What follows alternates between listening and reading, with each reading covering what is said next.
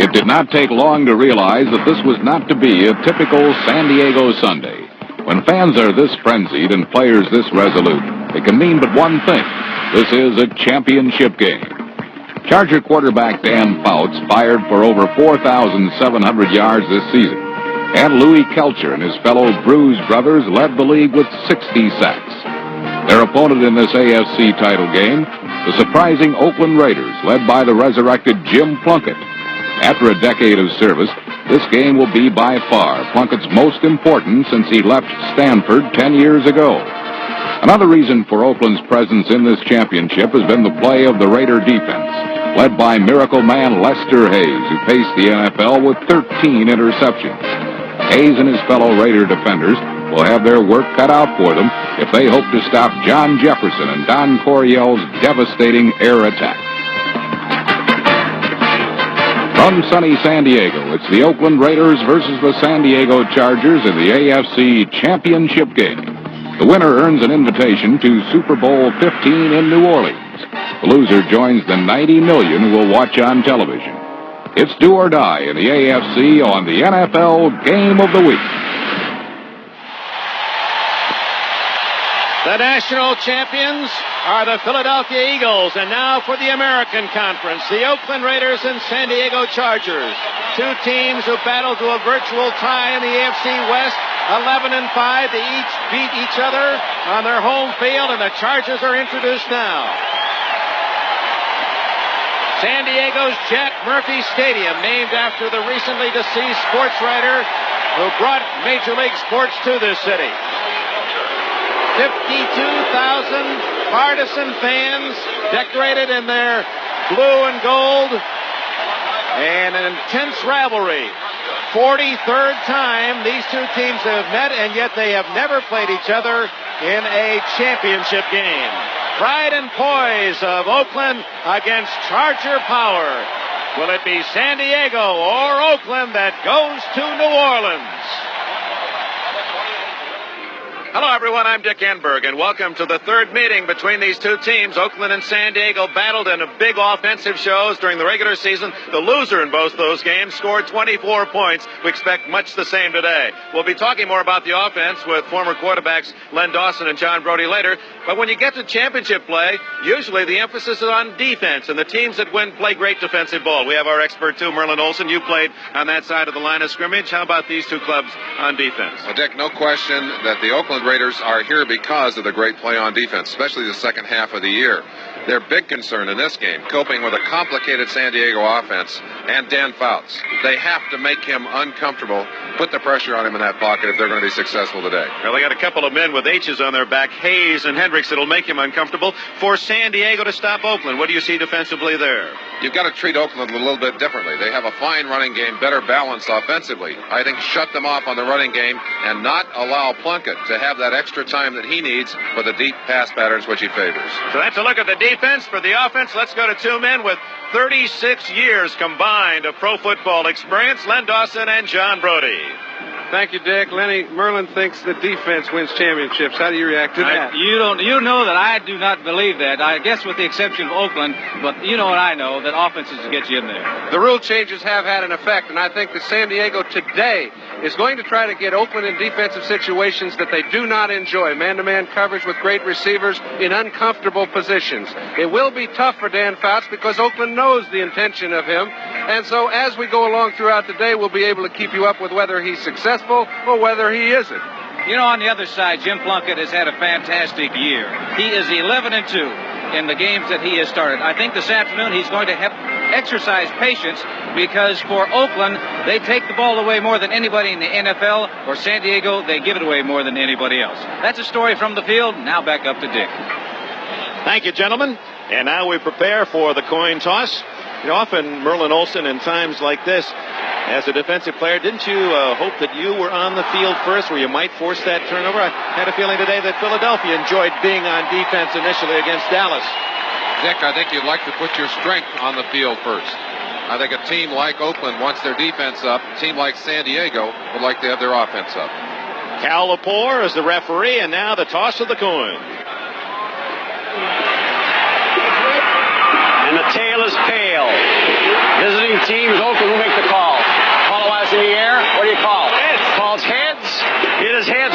wins the toss. Like to receive. When you send a goal. Turn around, please. Oakland wins the toss. Likes to receive. That's it. Good luck, man. Have a good one. Al Lepore and his crew, Art Demis, Leo Miles, Bill Reynolds, Pat Knight, Grover Clemmer, Dick Dollick, Red Cashin, Al Jury. An honor for these gentlemen to be working the American Conference Championship game. Tom Flores, 43 years of age, University of Pacific graduate. He's been a Raider most of his football life. Don Coryell. He was in the playoffs with the St. Louis Cardinals 3 times, lost first-round games. Lost last year with San Diego in the first round, but here he is playing on his home field for the championship today. Rolf Penerska, much publicized athlete, lucky to be in those football cleats today after a near-fatal battle with an intestinal disease last year. And he'll kick it off to the black and silver of Oakland. Dick, in a game like this, emotion pumping, both sides of the line of scrimmage, you'd like to get in and get your feet wet a little bit. I don't think we're going to see either team explode. I think they've got to be a little tight right here at the beginning of the game. They need to get a hit or two to kind of settle down. Arthur Whittington, number 22, and Keith Moody, number 26, will return for Oakland. You'll see Penerska, as he kicks the ball, head immediately to the sidelines to protect himself against the surgery that followed that intestinal disease. Ready to go, and they're on their feet in San Diego.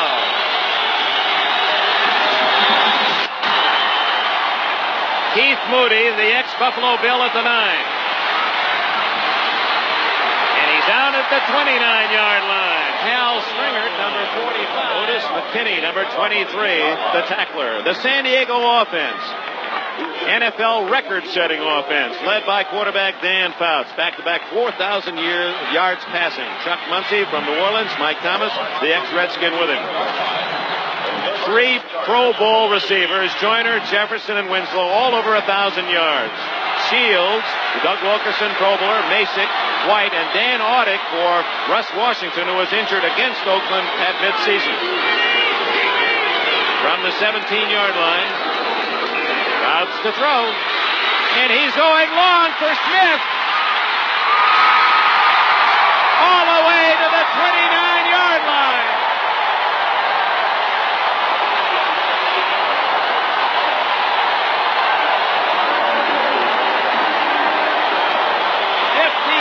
Yards to the man who caught the winning touchdown against Buffalo last week.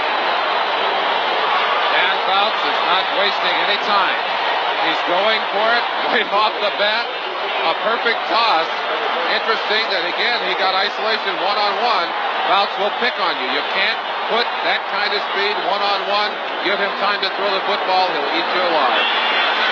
Incomplete, and it'll be 3rd and long. The defense for the Oakland Raiders, and as Merlin told you, a vastly improved unit from midseason on. The twos, Matuzak, the speed in Kinlaw, and Dave Browning, light for a defensive lineman, but very quick. Ted Hendricks has had a banner year with the rookie Matt Millen out of Penn State, Bob Nelson back from an injury, and Rod Martin. And then there is a story in itself in Lester Hayes. A great year for him, the interception leader in the NFL. Osteen, the young corner, with Owens, the former Jet, and Mike Davis, the hero last week in Cleveland at safety. Jefferson, first down at the 14.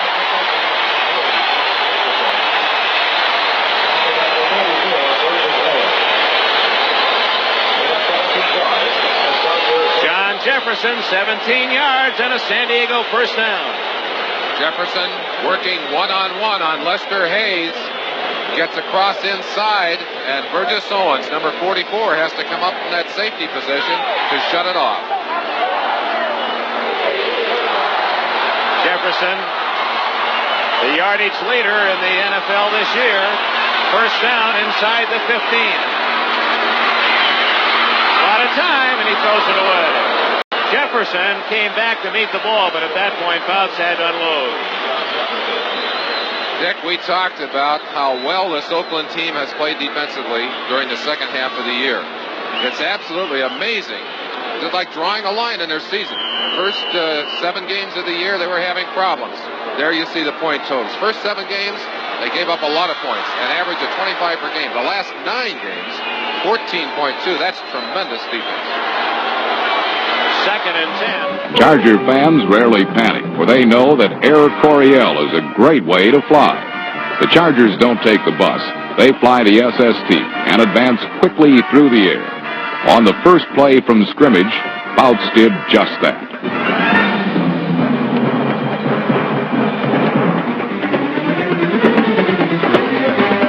To be sure, the element of surprise made the 55-yard gain possible. But so did a nifty play fake to Chuck Muncie, number 46, that froze the Raider defense, allowing Ron Smith to free himself down the sideline. Smith's reception gave San Diego a first down at the Raider 28. Passing got them there, so Fouts threw once more.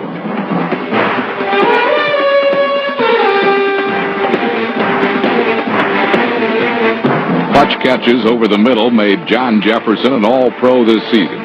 But another All-Pro, Lester Hayes, would make a statement to the Chargers. That statement, if you live by the pass, you can die by it as well.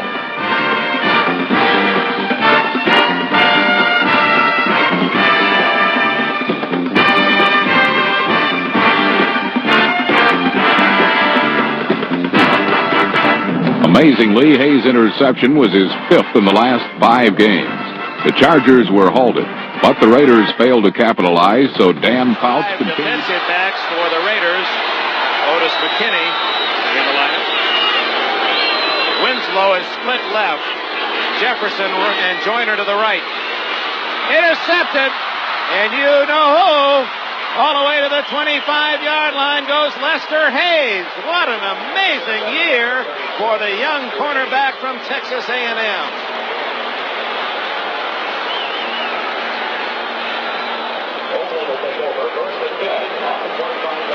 Lester Hayes able to anticipate, able to get a great jump on that ball. The receiver had fallen down on the play and just put himself beautifully in line for that one. And look at those numbers for 1 year. Now 5 interceptions in the playoffs, 22 turnovers for Hayes alone. Out of bounds. Ball's been on the ground a lot today, San Diego. 6:05 left in the half. Joyner left, Jefferson right, Winslow in motion. Well covered.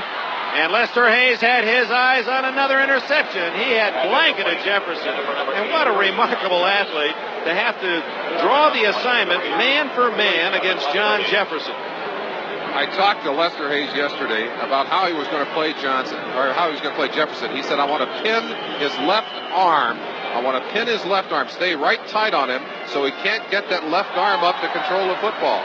He's playing it there beautifully, although he is playing the ball with the quarterback there, mask of the helmet, but he had a hold of his shoulder pads, pulled him right over backwards. That had to hurt.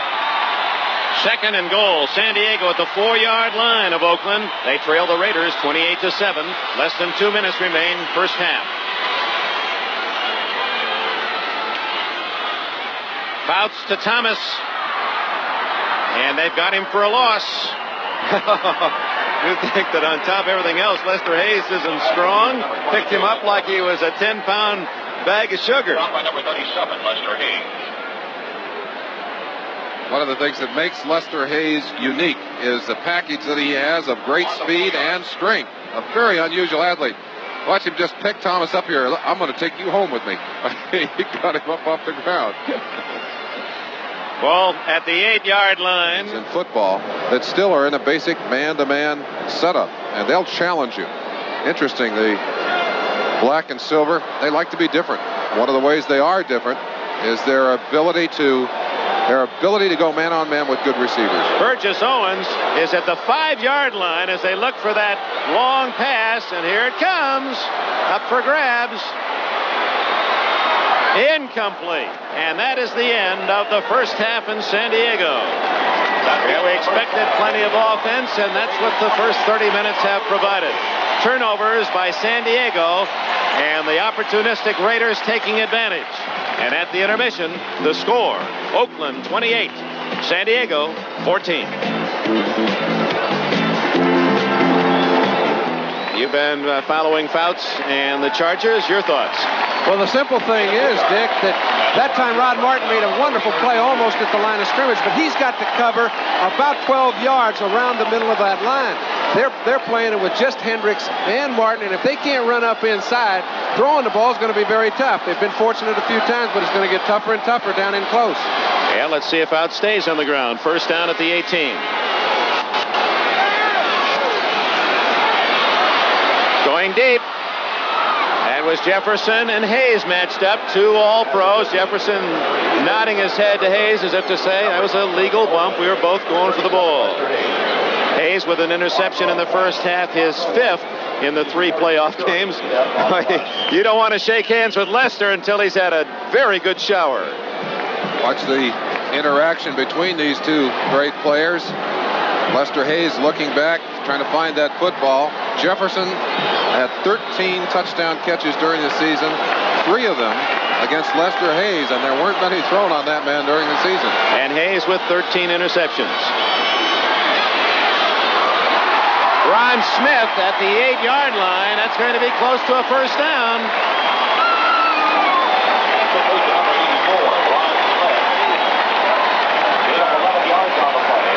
That's going to require a measurement.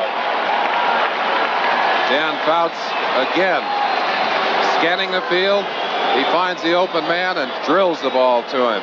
Dwayne Osteen, 35, number 44, Burgess Owens. A little bit of space between them. Fouts takes advantage of it.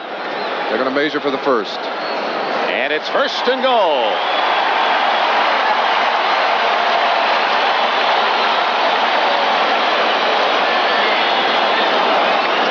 Fouts to Smith, who had a little trouble controlling it, but able to latch onto it. This is the drive from the kickoff to open this second half. San Diego's marched steadily downfield to first and goal at the 8.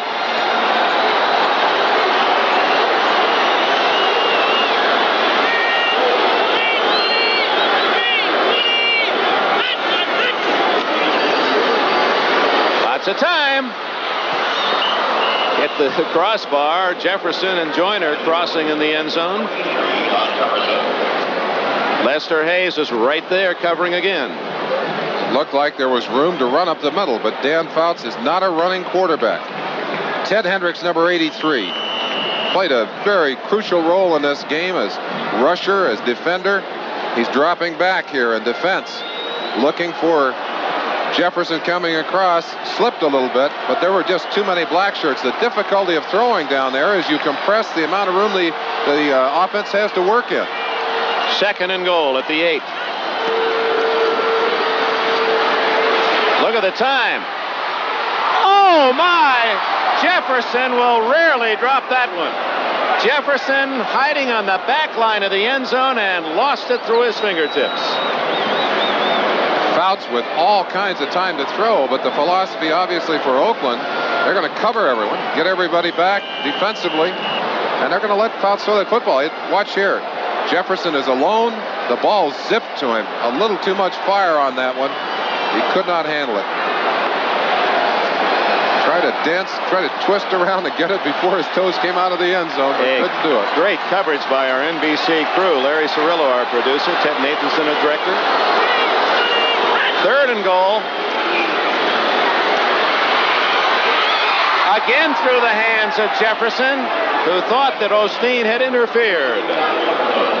So 2 near misses for San Diego, and Fouts under pressure now will watch the field goal unit come in. Jefferson running a little pattern, just has trouble getting off the line, this timing, and then cuts across the heels of Osteen. He makes those catches more often than he drops them. Indeed. Both of the last 2 chances, Jefferson, that's easy picking for him. Rolf Brunnerska from the 16-yard line, a 26-yard attempt. And San Diego settles for 3. So the Chargers, with a solid drive downfield, get 3, and it's now 28-17. Gets 3, but Jefferson thought he should have had 6, John Brody.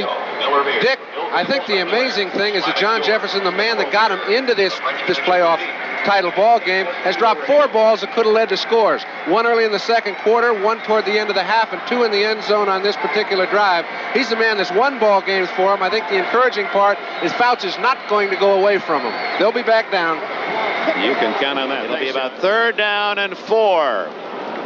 The Chargers need the football. A reminder, 2 weeks from today, it'll be the Philadelphia Eagles in the Super Bowl against the winner of today's game. We invite you to tune in early Eastern Time, 1 o'clock for the NFL Year in Review, a spectacular show featuring the highlights of this great season. And there'll be some basketball for you as well as the Buckeyes host Virginia's Cavaliers. I don't know, I think that game's at Virginia. You'll see Big Ralph Sampson of the Cavaliers. And then the pregame at 4 o'clock, 6 o'clock Eastern Time, 3 o'clock in the West, Super Bowl 15. And it'll be the Eagles. And right now, that team in the black and silver playing in its 10th championship game in 14 years. Dick, I can't help but remember an incident in the game we did here, the Charger-Oakland game. A critical 4th down situation. Oakland down by 7 points late in the game. Pastorini went down, and Plunkett had to come off the sideline. It was one of the first chances he'd had to play in that year. Came in and threw, under all that pressure, threw a touchdown pass to Raymond Chester. I've got to feel that maybe that was the beginning of his comeback and his great story, his Cinderella story during this season. It's been a Cinderella story for the Raiders, certainly in what was regarded start of the year the toughest division of the NFL, the AFC West. No one really thought it'd be the Oakland Raiders here. Now it's 3rd and 5. San Diego must stop the Raiders, or Oakland will run out the clock. 1:52 left. Plunkett's going to run it for a 1st down. He got the 1st down and fell at the 24. And now the Chargers can call time for only the last time. And I think that might write the end of the Chargers story. A wonderful story it has been during this past season. But the colors in the Super Bowl are going to be silver and black. They have not called time. 1:23, 1:22 left. The season that began shortly after the 4th of July, the hard work of summer, the 4 preseason games, the highs and lows of a 16-game season, and the wild card Oakland Raiders, although they did indeed tie 11-5 with a record with San Diego. And now it's just chew up the clock, 1:02, 1:01, and there now is the final timeout exercised by the San Diego Chargers with 1:01 left in the game. And now, unless the Raiders make a horrendous error, Oakland can make its plans for New Orleans. 1:01 left.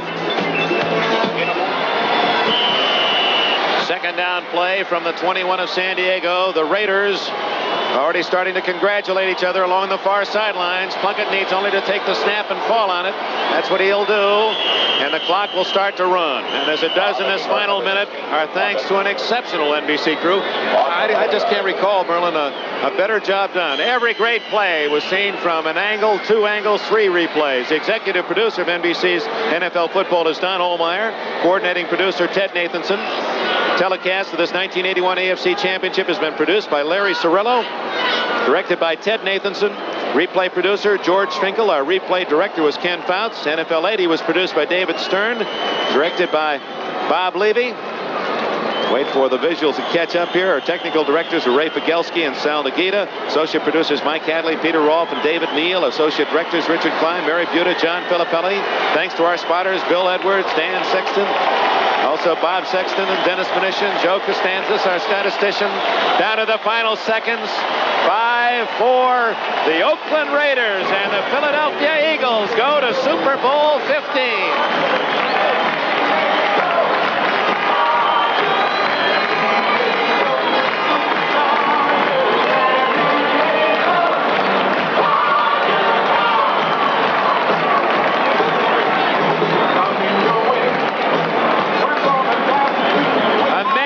Plunkett can certainly appreciate whatever words Dan Fouts offered him.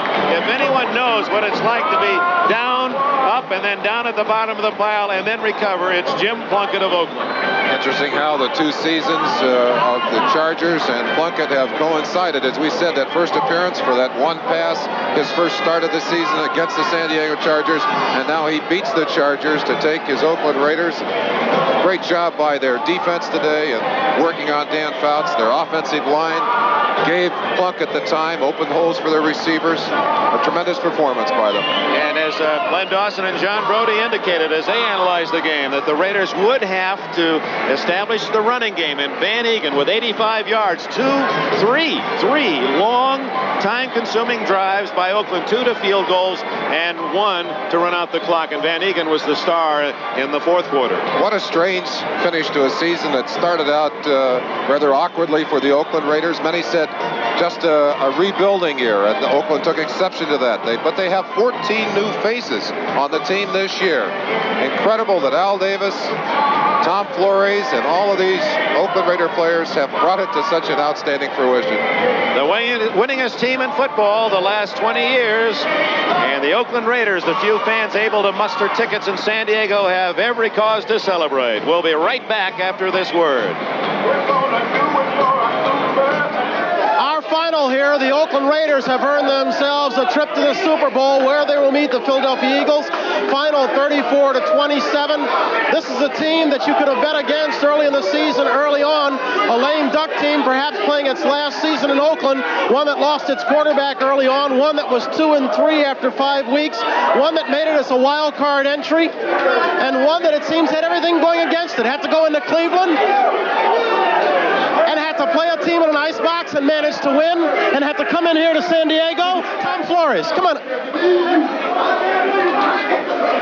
Coach Tom. Tom, one quick one. Congratulations on an outstanding year. Thank you very much. Besides outscoring San Diego, what did you want to accomplish coming in here? Well, we wanted to contain them because we knew they had a great offense, and we knew we had to contain them and keep them out of the end zone. We had to score points because they scored points, and we scored. Our offense was great, and our defense really played well. This has been a marvelous season in terms of character for this team because, as I said at the top, they could have found a lot of reasons to quit. Tough season in Oakland, fans not necessarily behind what was going on with the team, and then playing as a wild card entry. You deserve a great deal of credit. Well, thank you very much. I'll tell you, this is a great bunch of guys. We played hard together, we hung in, and I'm very proud to be a part of this team. I'm proud of them. They're great. And one final thing, I want you to be here for this as I go back to Dick Enberg with it. You're a man who holds a grudge a long time. First pro football game played in San Diego, September 18th, 1961. Raiders lost 44-0. Their first score, the Chargers' first score, was an interception picked off a quarterback named Tom Flores. This word makes up for it, doesn't it? That's right. It really makes up. It's been a long time. We deserve to be where we are. We really do. Tom, congratulations. We'll see you in New Orleans. Let's go on over to the San Diego dressing room and join Mike Adamle, who's with Gene Klein. Well, Bryant, players and organization people will be the first to tell you that losing a ball game is not the end of the world, but it's got to hurt after coming so far and playing so well. Gene, first of all, the thing about that people have been asking about the Chargers' personnel, they're a team that runs up great numbers of statistically, defense and offensively, yet they're a mystery team. They play so well in spurts, and then sometimes they fall apart. How did you feel about today's contest? Well, it was no mystery. I just think the ball bounced the other way. We came back from a 21-point deficit. We damn near made it. This team has nothing but character. They're nothing but fine football players and fine gentlemen. We're sorry we lost, but we hold our heads high, darn high. We're proud of the season we had. We came awful close, and we'll just go to work next year. Is it a particularly bitter pill to swallow because of the fact that it is the Oakland Raiders? Wouldn't make any difference if we lost to San Diego High. We lost. That doesn't make any difference at all. It makes no difference who you play. We needed this game to go down in New Orleans. We didn't get it. They got it, and that's the way it is. Gene, thanks very much for joining us, and again, congratulations on the season. Thank you. Okay, right now let's go up to John Brody and Lenny Dawson. Thank you, Mike. I think you can reflect on a lot of reasons, Leonard. It was one of the best playoff games that I've ever seen, and personally, it's a tribute to the Oakland Raiders. As it has been said so often, this was a transition year. How good are they going to get in the future? I think it's the swiftest transition any team ever made. Plunkett's got to be their guy of the future, as he is today. Any reflections on his play? Yes, we said before the ball game that Plunkett has to be patient. and try to throw underneath the linebackers, and he can't afford to turn the football over to this very explosive San Diego football team. He did exactly that. Plus, he added another dimension that he has done in the past, and he's taken off on his own. He came up with some valuable yardage, scored 1 touchdown, and I think it was an outstanding performance by Plunkett. And on the other side of the coin, Dan Fouts had a rough time, a lot of scoring opportunities, and that's the way these kind of games really finish up. One team gets a few good breaks, takes capitalization of it, and the game is over. Oakland Raiders go into the Super Bowl, and Brian Gumbo, we're going back down to you. Okay, John, back out on the field now to another person who believed all along the Raiders would be headed for New Orleans. That's Newsweek's Pete Axtone. Peter. Thanks, Bryant. Kind of a sad scene for San Diego fans out here on the field, drifting out, nothing to look at, but ironically the scoreboard's showing the stats. The Chargers always win the stats when they lose because that's the kind of team they are. But I'd like to mention defense on this big offensive day. You know, after his last championship game in Denver, Lester Hayes was so discouraged, he asked Al Davis maybe he should play safety. Maybe he didn't have the heart to stand the pressure of being a cornerback. Right now, I think it's safe to say Lester Hayes, considering that he's playing in the era when you can't even bump at the line of scrimmage anymore, may just be the most talented cornerback ever. He took the game away from Jefferson today, and I think it showed on those last few catches when J.J. didn't come down with balls that he usually did. So on a big offensive day, I'd like to leave it with a salute to Lester, and back to you, Brian. Okay, Peter, thank you very much. One other thing about Lester, I shook hands with him. The Stickum. No microphone leaves my hand. Let's take a look at the highlights. Our final, again, was 34-27. It was a ball game that opened with Plunkett and Pastorini shaking on the sideline and Plunkett and Fouts putting the ball in the air early up. Third play from scrimmage. Plunkett goes up top, bounces off Kenny King's hands into the arms of Raymond Chester. Yes, the John Mackey rule is in effect. Chester takes it all the way. Oakland in front, 7-0.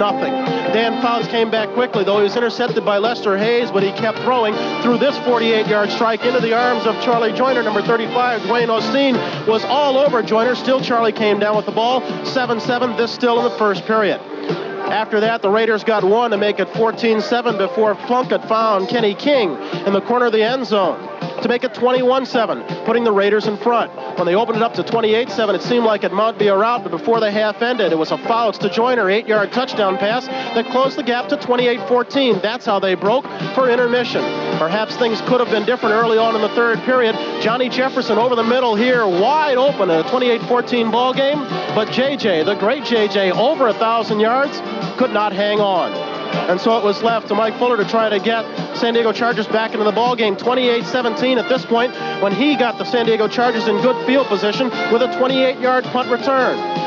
The drive was concluded when Chuck Muncie took it over from the 6, 28-24. But that was as close as the Chargers could get because the Raiders held firm, and when Barr kicked a 23-yard field goal, they assured the final of 34-27. It was just left to Jim Plunkett and company to run out the clock, and who would have ever thought back in week number 6 that the AFC title game would come down to Jim Plunkett just running out the clock to send the Oakland Raiders on their way to New Orleans. So our final again, the Oakland Raiders turned back the San Diego Chargers by a score of 34-27. They're on their way to New Orleans in Super 15 to meet Philadelphia. You'll see it right here on NBC. I'll be there, and Dick Enberg, I know you will too. Richard? Bryant, looking forward to it. I guess Merlin Olsen, when you score 61 points in a game, it's hard to talk about defense, but you have your feelings in that regard. Well, I think the battle in the trenches was won by Oakland, and that really turned the tide. They were able to get pressure with a 4-man rush. They didn't have to blitz to get Fouts uncomfortable in there, which is something we talked about early. And on the other line, on the other side of it, they were able to handle the defensive line for the San Diego Chargers, make room for those backs, give them some room upfield, and I think the running game and the battle in the trenches turned in Oakland's direction, and that really made a big difference for them. Of course, the 3 turnovers, it was true to form. You pointed it out early in the telecast. One team gives up the ball more often than anyone in the league. San Diego, they did. Oakland didn't cough it up once. It's a shame that one of these teams has to walk off the field losing, and they'll think about this last game instead of all the great victories they've had during this year. But a good matchup, a well-fought, hard-fought game, and a worthy champion on its way to Miami or to New Orleans. Don't go to Miami. On their way to New Orleans to meet the Eagles. And when you look ahead to the Super Bowl from the American Conference point of view, you think about one personality, Jim Plunkett. Jim Plunkett won the Heisman Award at Stanford in 1970. His coach, his quarterback coach at Stanford, was Dick Vermeil, now the head coach of the Philadelphia Eagles. Tom Flores from the College of the Pacific and Vermeil from San Jose State were opposing quarterbacks in a big game in Stockton in 1959. And they've got the biggest of all coming up. They'll be matched across the sidelines in the Superdome in New Orleans 2 weeks from today. Congratulations, Philadelphia and Oakland. And now stay tuned for Chips, followed by the thriller Magic, except for our Mountain and Pacific stations where Chips and Magic will be seen at their regularly scheduled time.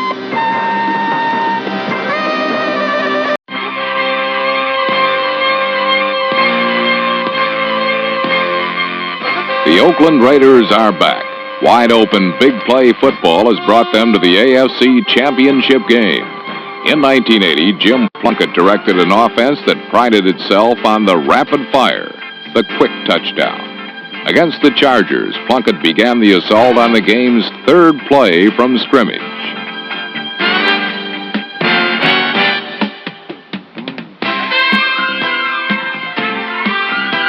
Raymond Chester grabbed the deflected pass and rambled 65 yards for the touchdown.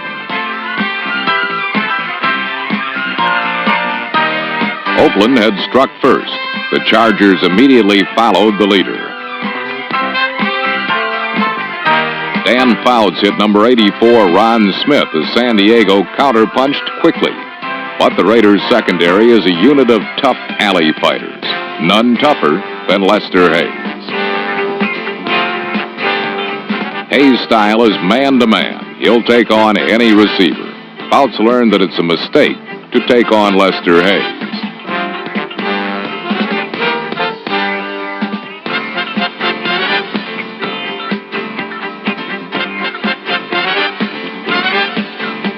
Hayes' interception did not dampen Fouts' enthusiasm for the thrown ball. The San Diego quarterback went right back to work, this time with the desired result.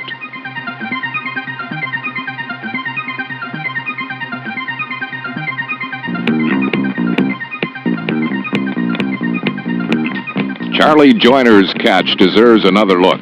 It was not only a brilliant reception, but a play that uniquely expressed the abilities of one of the NFL's best receivers. The heart and soul of Charlie Joyner are intense concentration and a guaranteed grip. Never were these skills more evident than on this touchdown.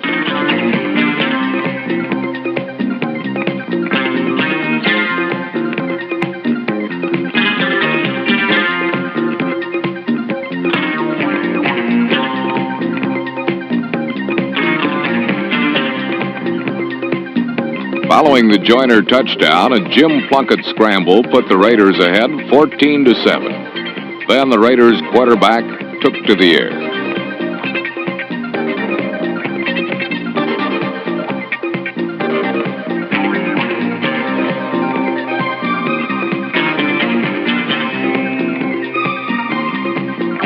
Plunkett's talent shaped Oakland's offense in 1980. An effective medium to long-range passer, Plunkett gave the Raiders the big play they wanted so very much. Against San Diego, he exploited the few soft spots in a strong defense with his patient, precise bullets.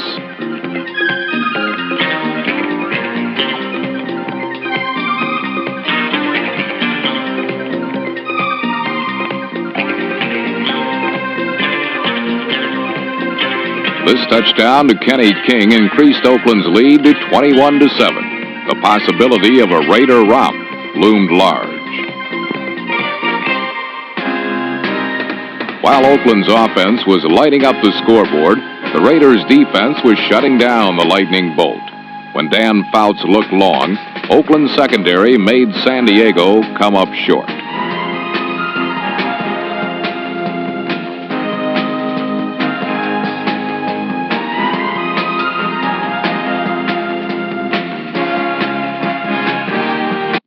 Otis McKinney's interception was the Raiders' second of the half, but it was nullified by an offsides penalty.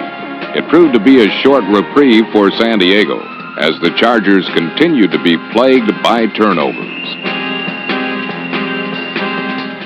Number 83, Ted Hendricks' recovery set up this Mark Van Egan touchdown, Oakland's fourth of the half.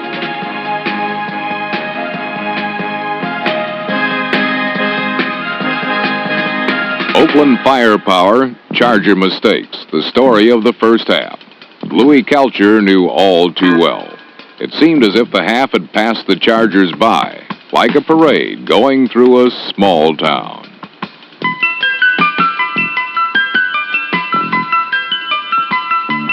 With 6 minutes remaining in an agonizing first half, Fouts needed a touchdown.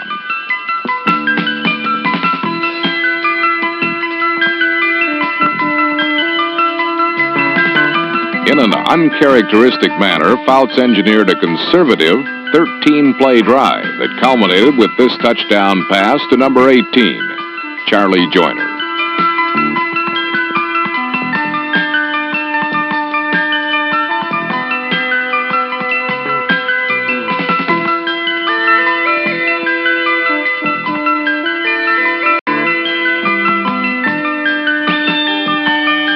But San Diego still had a long way to go to realize their championship aspirations.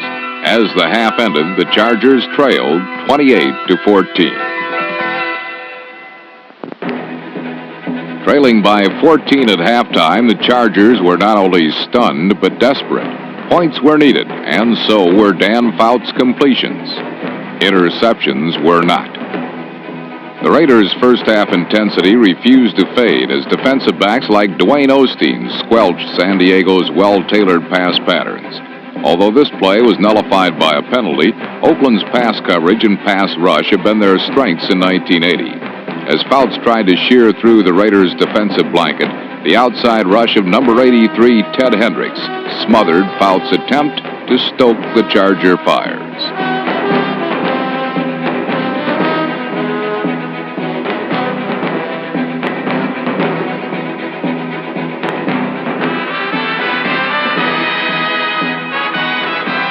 Oakland's tenacity was remarkable, even for the elusive Charger receivers.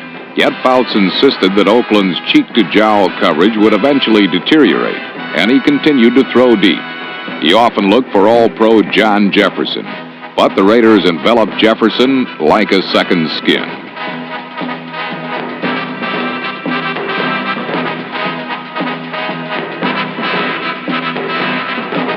Oakland successfully shut down San Diego's long ball offense by limiting Jefferson and Ron Smith to just 21 yards in the second half. As a result, San Diego shifted its strategy to the short pass, hoping to find success underneath Oakland's deep coverage. Number 80, Kellen Winslow, spearheaded a low-risk offense, which diverted costly turnovers and whetted the appetite of a point-hungry Charger team. Gradually, San Diego moved the ball goalward, then turned to number 46, Chuck Muncie.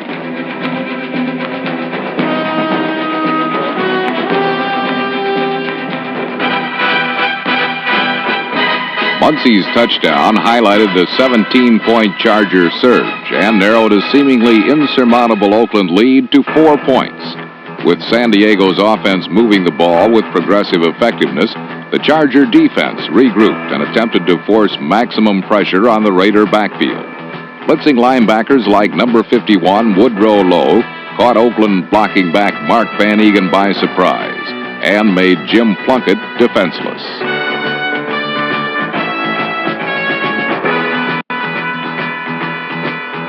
With the clock and the score in their favor, Oakland refused to panic and calmly staged methodical offensive drives. Van Egan's straight-ahead bursts punched Charger defenders into the middle. In complementary fashion, Plunkett's passes exploited the now vulnerable outside flats.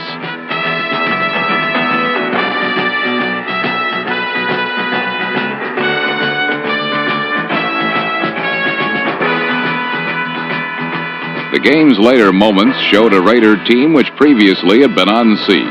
Instead of setting up another big play, as they customarily do to put the game out of reach, Oakland refused to revert to their torrid first-half explosiveness. They were instead content with patience. Oakland's strategy rested upon a simple premise. A team without the ball can't score. And with sure-handed receivers like Bob Chandler, San Diego saw little of the ball. Oakland controlled the ball for 17 of the final 21 minutes, denying Fouts any last-minute heroics. Charger anxiety grew into frustration as number 99, Wilbur Young, moved offsides, allowing Oakland to retain longer possession. Oakland's miraculous season was then entrusted to its greatest miracle maker, Jim Plunkett. and the Oakland quarterback showed that an old horse still knows how to gallop.